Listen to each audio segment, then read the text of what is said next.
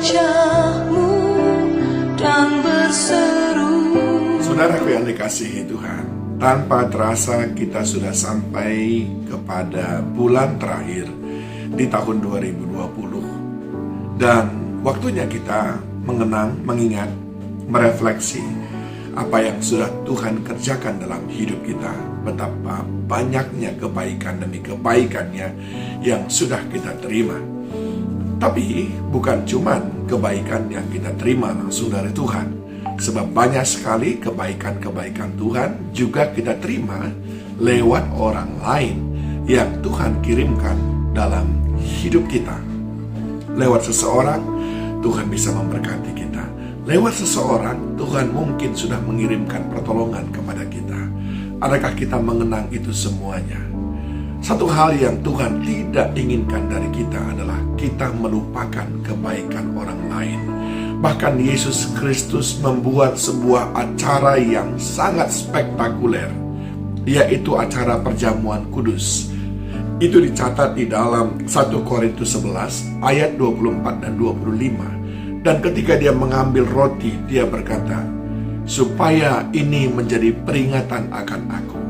Dia mengambil cawan yang berisi anggur dan dia berkata, supaya ini menjadi peringatan akan aku. Apa maksudnya? Supaya murid-murid mengingat bahwa Kristus Yesus sangat mengasihi mereka. Supaya murid-murid tahu bahwa Yesus sudah lakukan segalanya, bahkan mati di kayu salib bagi mereka. Artinya Tuhan tidak mau kita melupakan kebaikan orang lain. Dan di dalam Filipi 4 ayat 5, Tuhan berkata lewat Paulus, hendaklah kebaikan hatimu diketahui semua orang. Lalu dalam 2 Timotius 3 ayat 17, Paulus menegaskan setiap manusia kepunyaan Allah diperlengkapi untuk setiap perbuatan baik. Apa yang ingin saya sampaikan kepada saudara, ketika kita menerima kebaikan orang lain, maka sebetulnya kita pun mampu berbuat baik kepada orang yang sudah baik kepada kita itu. Bagaimana caranya kita mampu berbuat baik kepada orang yang sudah berbuat baik kepada kita? Yang pertama adalah menghargai kebaikannya dengan cara mengatakan terima kasih. Ini sungguh berarti kepadaku. Memberikan apresiasi. Kita mengatakan bahwa itu bukan sesuatu yang biasa bagi kita. Itu bisa kita tunjukkan lewat ekspresi kita, bahwa kita sangat bersyukur, sangat berterima kasih dengan apa yang sudah dia lakukan. Bahkan mungkin kita bisa kirim WA kembali di akhir tahun ini. Terima kasih sepanjang tahun ini aku sudah menerima ini dan ini dan ini dan ini daripadamu, dan aku sangat berterima kasih. Engkau sudah membuat hidupku menjadi berbeda. Kebaikanmu membuat segalanya menjadi mudah dalam kehidupanku. Kebaikanmu sudah menolong aku di tengah-tengah kesulitan keterpurukanku, sudah melepaskan aku dari gua singa umpamanya. Itu adalah ciri orang yang tetap menghargai kebaikan orang lain. Yang kedua adalah bagaimana caranya kita berbuat baik kepada orang yang sudah baik kepada kita di sepanjang tahun ini.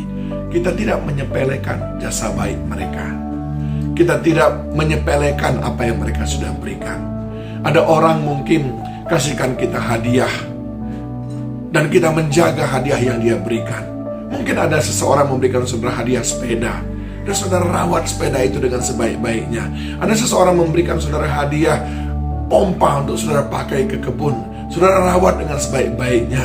Itu namanya saudara tidak menyepelekan. Saudara diberikan sebuah buku bacaan, saudara membaca buku itu dan saudara mendapatkan sesuatu dan saudara mempergunakan dengan sebaik-baiknya.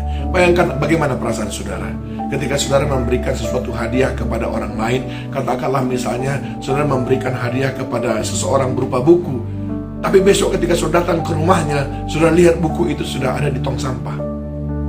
Tentu itu tidak baik. Itu namanya kita menyepelekan apa yang orang lain sudah berikan. Kalau kita sudah mendapatkan banyak pengajaran, caranya, buktinya kita tidak menyepelekan kebaikan orang yang sudah mengajar, melatih kita, yaitu dengan cara kita pergunakan pengajaran-pengajaran itu, bukan dengan menyepelekannya lalu menganggapnya itu seperti tidak pernah ada, atau kita anggap mungkin itu sebagai hal biasa dan murahan.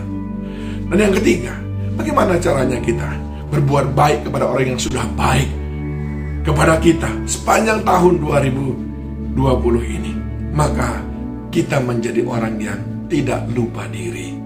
Kita selalu ingat akan apa yang dilakukan orang itu, dan mungkin kita menceritakan kepada orang lain, kalau bukan karena dia, aku tidak ada hari ini. Kalau bukan karena kebaikannya, kalau bukan karena ditolongnya aku tepat pada waktu, aku mungkin tidak ada hari ini. Tapi orang sering sekali mengaku aku, dan dia mengaku aku semuanya karena kekuatannya. Dia sering sekali sungkan menyinggung bahwa kalau dia ada hari ini adalah karena pertolongan orang lain. Saudara ingat akan apa yang dialami oleh Lot. Lot itu bukan orang yang diberkati oleh Tuhan, tetapi Abraham. Sayangnya, dalam tingkah lakunya, Lot tidak menunjukkan bahwa dia mengakui Abrahamlah yang membuat dia diberkati. Sehingga pilihan-pilihannya betul-betul menunjukkan dia begitu lupa diri. Sampai-sampai ketika ada waktu untuk memilih tempat untuk menggembalakan, dia memilih tempat yang paling subur.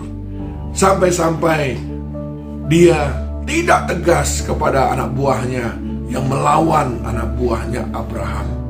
Itu sebetulnya Lot melawan Abraham. Apa yang terjadi ketika Lot lupa diri? Hancur. Semuanya hancur. Saudaraku, berapa banyak orang yang sudah berbuat baik kepada saudara sepanjang tahun 2020 ini? Ini mungkin waktu yang tepat bagi saudara untuk mengekspresikan betapa saudara sangat berterima kasih dan tidak melupakan apa yang mereka sudah investasikan, sudah berikan, sudah korbankan dalam hidup saudara. Mungkin ini waktunya saudara berbuat baik kepada mereka dengan memberikan hadiah-hadiah kecil, atau paling tidak dengan membuat sepotong surat kartu pos di suasana Natal ini dan berkata, terima kasih Tuhan sudah mengirimkanmu dalam hidupku. Kebaikanmu takkan kulupakan. Jangan melupakan kebaikan orang lain.